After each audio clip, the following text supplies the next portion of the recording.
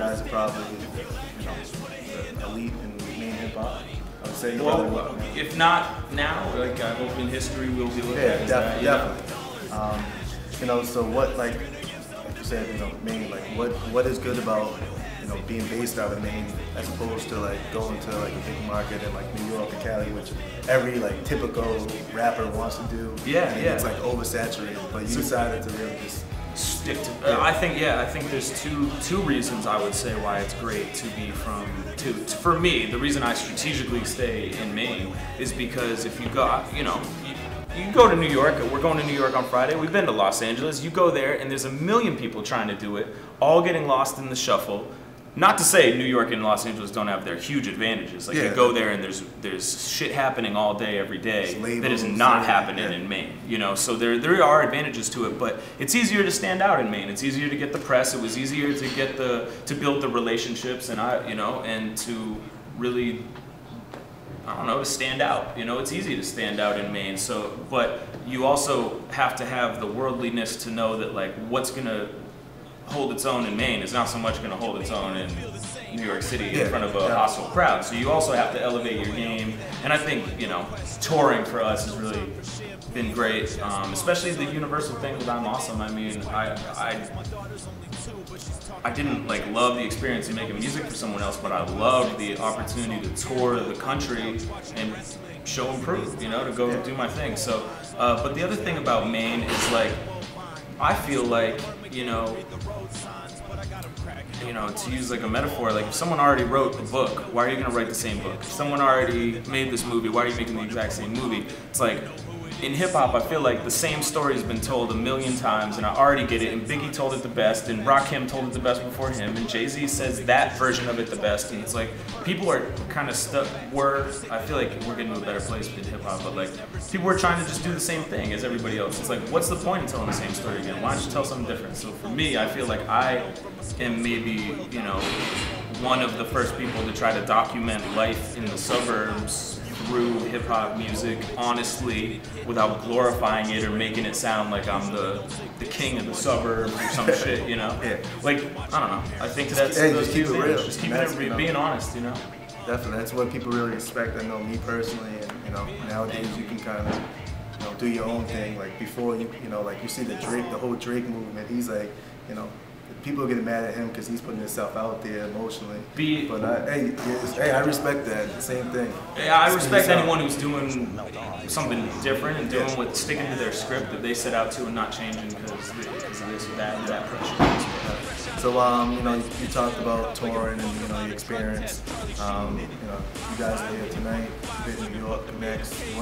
What is, what's your, like, most memorable touring experience? It's like Spose, then this band Cage the Elephant, then Weezer, then Stone Temple Pilots, which are huge bands. So we're on this bill, and there's like, it's the one show I invited my girlfriend to, thinking it would be tame as hell, and it would be like cool, and she would get a good opinion of the road, and it's like titties everywhere yeah, it was titties everywhere when we're on stage. And it was just like so ridiculous. And we had this song, We Hate Money, that Universal was trying to push, like, or they didn't try to push, they should have tried to push. Wow. We had this joint, We Hate Money, right? And we do We Hate Money in front of these, like, it was 17,000 people, something like that, in the hottest day ever, in the middle of like a farm in Omaha, right? And we do this song, We Hate Money, and there's titties and all this craziness going on, and they start throwing change at us, this song, We Hate Money, you know? It's like, because there's this line that's like, it's like, if you're getting paid, throw all your money on stage, you know? And so we're getting pelted with pennies and dimes and all this shit, and that show was pretty absurd.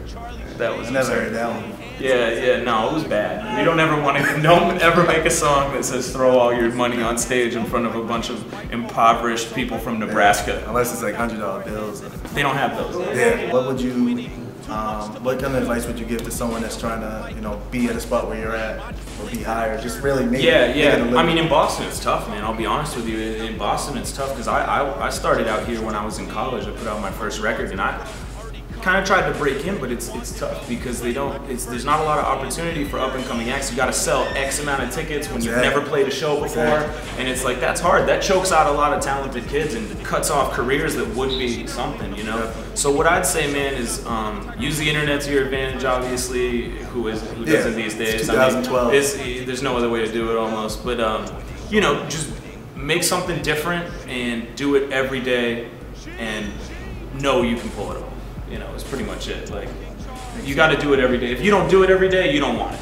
Give it up. Hang it up. Exactly, you don't want it. If you don't do it every day, you don't want it. Hang it up. Put, you know, good work. Call it a career and move on. Because you got to. If you're gonna succeed, you're gonna need to do it every day. And it's not gonna be you forcing yourself to do it every day. You're gonna want to.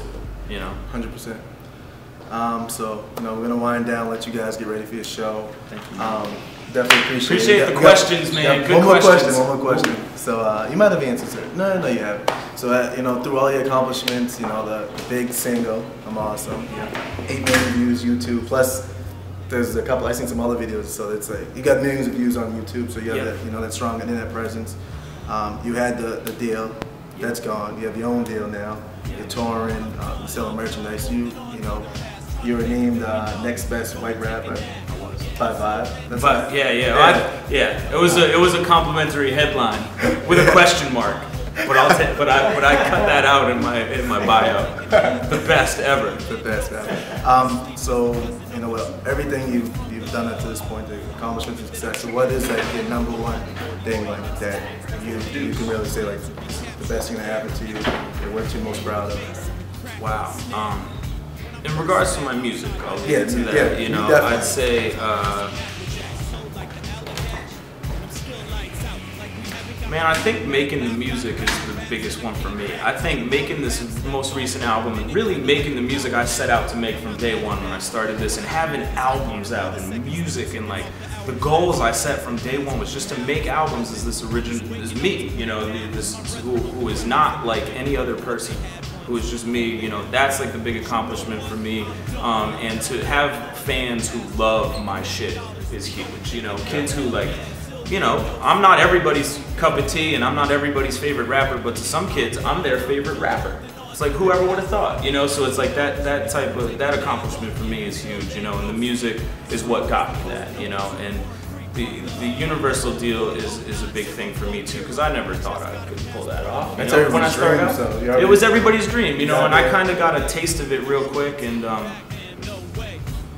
I'm fortunate to have had the experience. You know, I can't knock it. You know, it really taught me a lot real quick. I took a crash course in what to do, what not to do, you know, real hard. So I learned a lot. So, you know, but I think for me, man, everything that's happened to me has been because of the music, and that's my shit.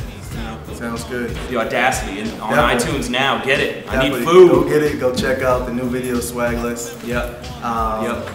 You should be back in Boston again a couple months ago. Oh yeah, for sure. We'll be back on tour probably this summer, if not this fall. So definitely come check out Spose. Gang.com. Definitely check out Twitter. Twitter, Spose, Spizzy Spose on Twitter. Facebook. Fuck the guy who won't give me just Spose. Oh, so he has it? This Swedish guy who just won't fucking give it to me. He's like, Durfsten and Knifsten. And I'm like, dude, I just need the name. Like, that's not even your name. Yeah. But, you know, definitely thank you. I appreciate it, man. Thank you, man. I appreciate the good questions. You know, spread the word. Definitely. Check them out. Support them. Do everything. Support your local artists. It's HITP Music. Lindsey Gimlet, the best white rapper. The best white rapper ever of all time. Best rapper ever. Sounds good. Best person ever to live. I make them put their hands up for these monkey bars. Sipping good looking scotch, whipping ugly cars. And yeah, I got some nugs to spark, but first I got the couple businesses I'd love to start. So